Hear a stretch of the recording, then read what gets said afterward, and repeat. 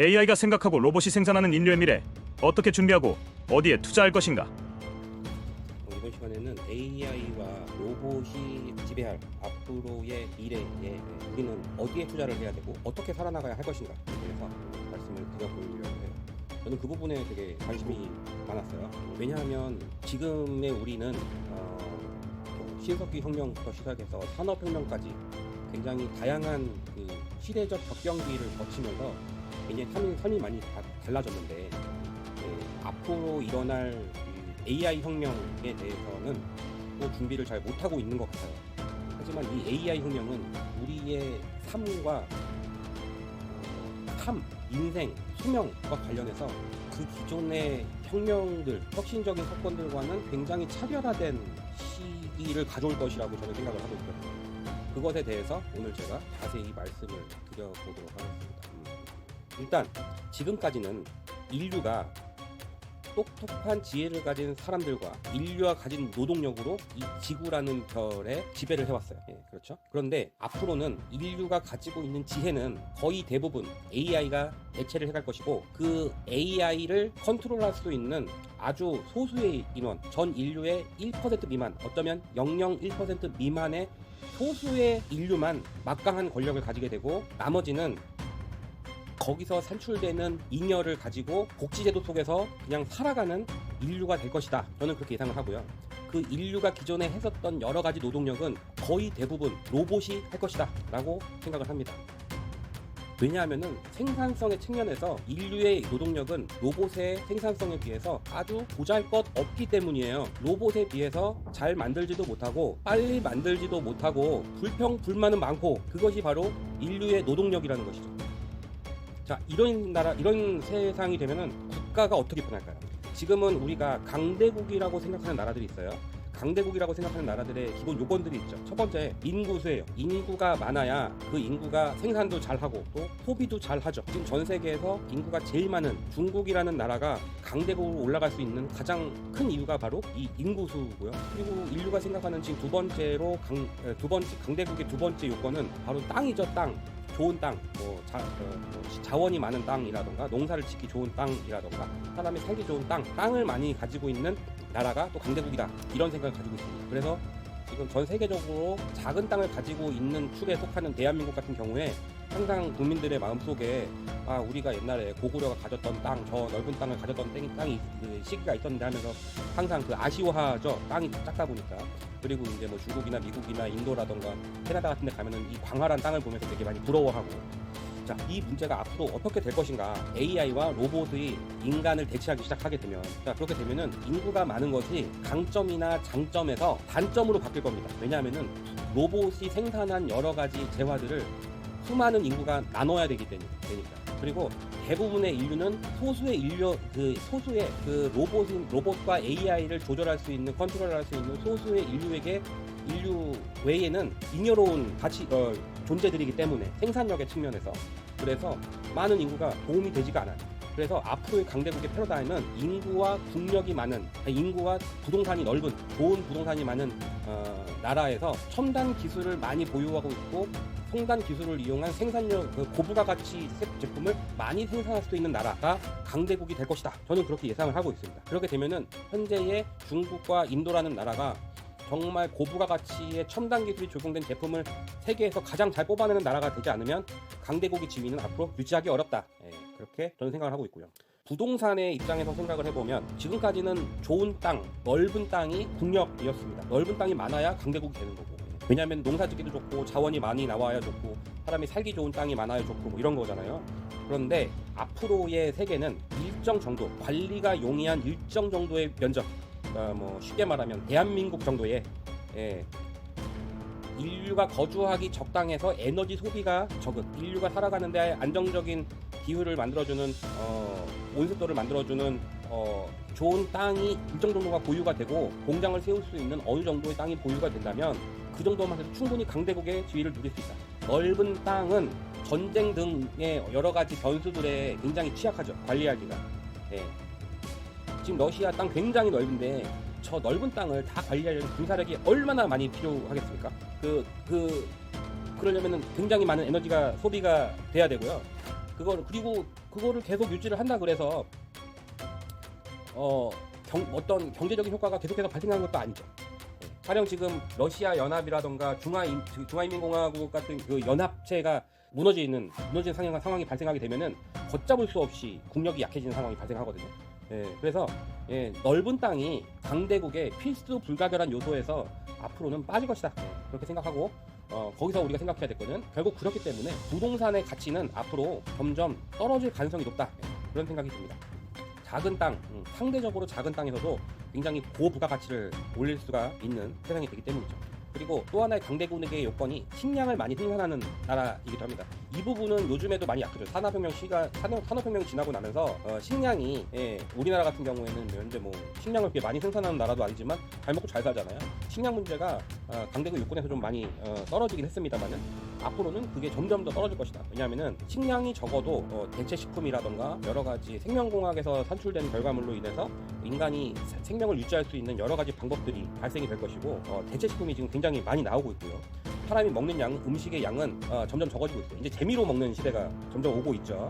한국 사람들 대부분 삶을 유지하기 위해서 음식을 먹는다기보다는 즐거움을 위해서 음식을 먹는 시대지 않습니까? 그 즐거움을 유지하기 위해서 먹는 것 뿐이지 생명 유지를 위해서 음식을 먹는 사람들은 많지 않아요, 생각보다. 그래서 식량 문제 같은 경우에도 지금하고는 굉장히 많이 달라질 것이다. 저는 그렇게 생각을 하고 있습니다. 또 하나의 문제는 강대국과 선진국의 문제인데, 지금까지의 강대국은 인구가 많고 땅도 많고 자원도 많고 이런 나라들의 그 유리함을 이용을 해가지고 선진국으로 넘어가는 경우가 많은데, 물론 안 그런 나라들도 있지만 선진국으로 넘어가게 되면은 정치가 안정되어 있고 복지제도가 좋고 국민들의 생활 수준이 골고루 높은 이런 나라들이 지금 선진국으로 대우를 받고 있지 않습니까? 근데 앞으로는 인구와 땅과 자원을 많이 가진 나라가 강대국인 세상에서 첨단 기술에서 얻어질 수 있는 부가가치를 높일 수 있는 나라가 강대국인 그런 나라로 바뀌어 나가기 때문에 이 첨단 기술을 얼마나 많이 가지고 있고 이 첨단 기술을 이용해서 얼마나 많은 첨단 제품을 생산해낼 수 있고 그리고 첨단 무기를 얼마나 많이 가지고 있는지가 제가 생각할 때는 강대국의 요건이고, 그 강대국들이 정치적인 안정이나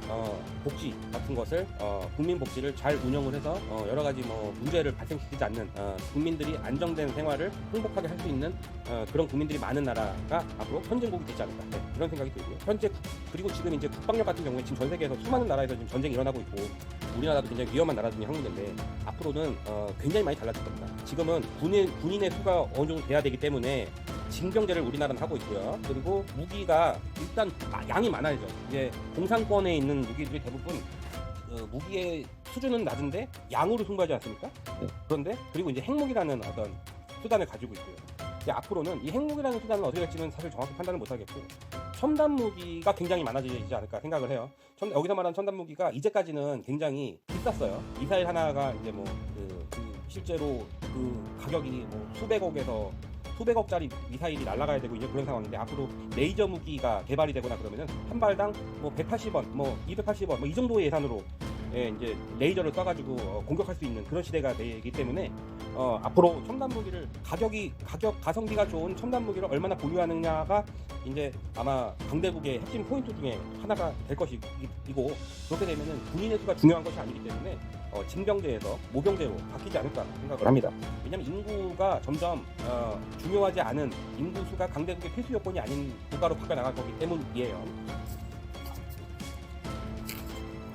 그래서 결국에는 전 세계 인류의 1% 미만, 어쩌면 0.01% 미만, 0.001% 미만의 소수의 인류가 99.99%의 인류를 먹여 살리는 그런 세상이 올 겁니다.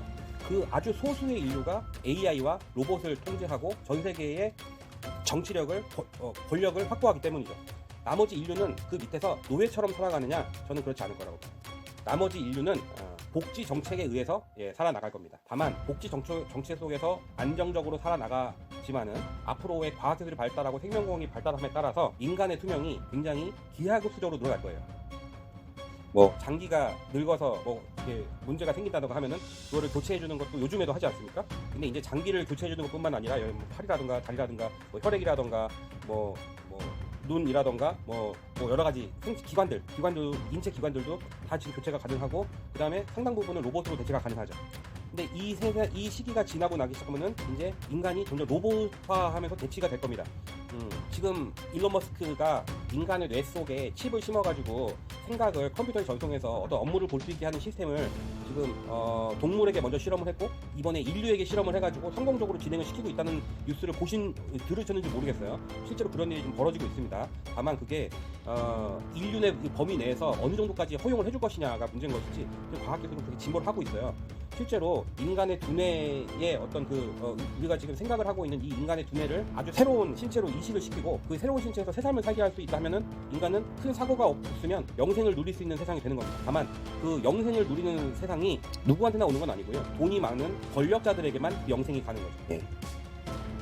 이런 생각을 하면은 굉장히 끔찍하고 무서운 세상이 올 거라고 예상을 할 수가 있습니다. 기존에는 사람이 태어나서 점점 성장해 간 다음에 성장해서 나이를 먹으면 점점 죽음을 준비하고 또 죽고 나면은 그 후손들이 그분들의 씨앗을 받아가지고 다시 태어나서 또 이제 또 살다가 또 나이 먹으면 죽고 하는 어떤 이렇게 생식에 의존하는 그런 시스템이었는데 이제는 인류가 그런 생식에 큰 관심을 가지지 않아도 되는 세상이 제가 볼 때는 멀지 않은 그런 세상이라는 겁니다. 그런 세상이 되면 앞으로 우리는 그런 세상을 어떻게 준비를 해야 될 것인가.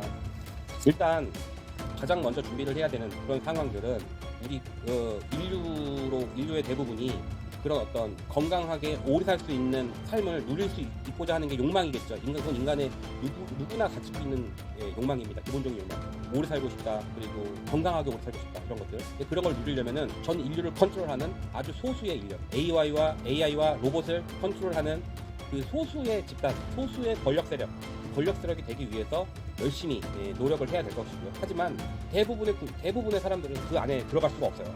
그럼 그 사람들은 그 아주 소수의 인력이 제공하는 복지제도 속에서 살아가게 될 거거든요. 그 세상이 되면 어떻게 될 것이냐.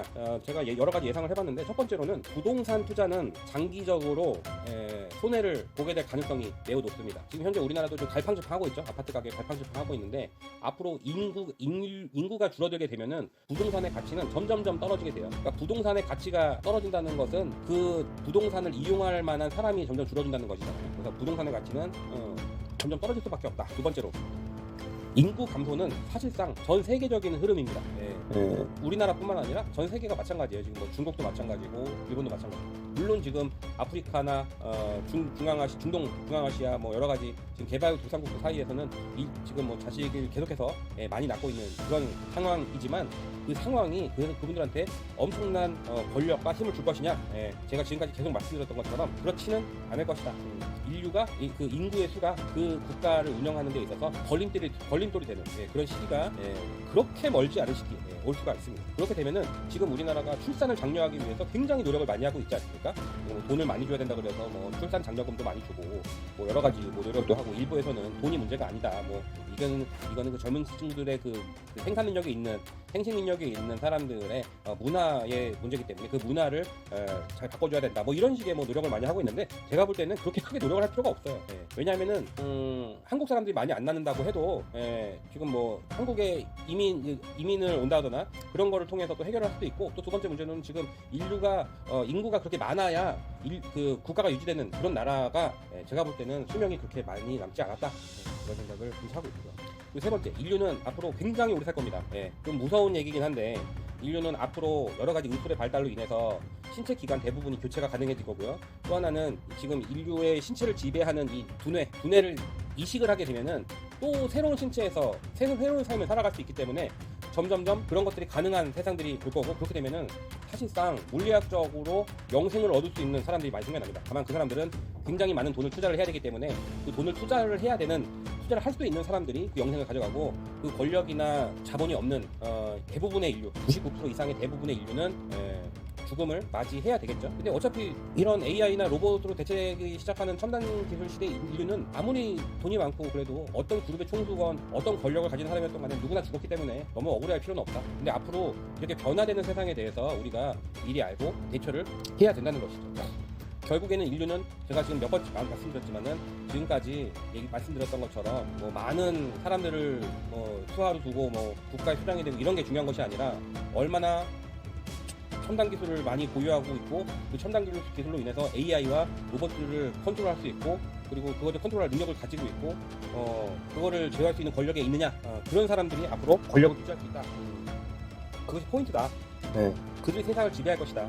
그리고 나머지 그 세상을 지배하지 못, 세상의 지배를 받는 그런 대부분의 사람들은 그들의 복지 제도에 의해서, 그들의 권력에 의해서 수혜를 받는 그런 사람들이 될 것이다.